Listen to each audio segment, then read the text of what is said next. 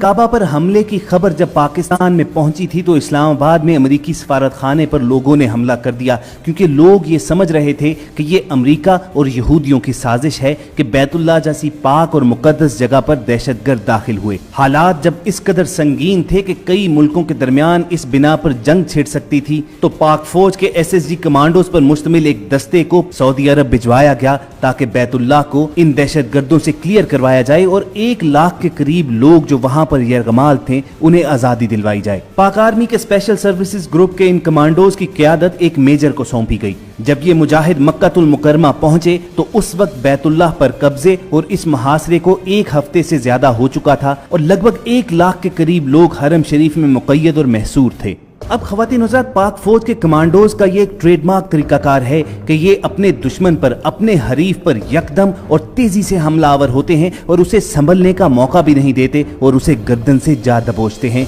लेकिन यहाँ पर मामला जरा मुख्तलिफ था, क्योंकि ये हरम पाक जैसी हसास जगह थी, इसके अंदर 1 लाख के करीब लोग महसूर थे और अगर इन दहशतगर्दों के साथ डायरेक्ट फायरिंग शुरू हो जाती तो ना सिर्फ कई कीमती जानें जाया होती बल्कि इसके साथ साथ बैतुल्लाह को भी नुकसान पहुंचने का खदशा था। लेकिन इसके साथ साथ वक्त भी निहायत तेजी के साथ गुजरता जा रहा था। चुनाचे पाकिस्तानी जांबाजों ने वहां पहुंचकर फौरी प्लानिंग शुरू कर दी। कैमराज की मदद से उस सारे एरिया का जायजा लिया गया कि जहां दहशतगर्द दंदनाते फिर रहे थे और उन्होंने अपने मुसल्ला गार्ड्स हरमे पाक के दरवाजों पर तैनात कर लिए हुए थे। फिर दोस्तों, SSG कमांडोज के दस्ते के इस लीडर मेजर के जहन में एक अजीब तरकीब आई। उस मेजर ने सबसे पहले अपने जांबाजों को बुलाया और उनसे खून पर हलफ लिया कि वो बैतुल्लाह के तहफ्फुज के लिए अपनी जान तक की बाजी लगा देंगे। अब भला ये हलफ देने में किस मुसलमान को तामुल हो सकता था। चुनाचे SSG के तमाम कमांडोज ने बखुशी और इसे एक सादत समझते हुए ये हलफ दे दिया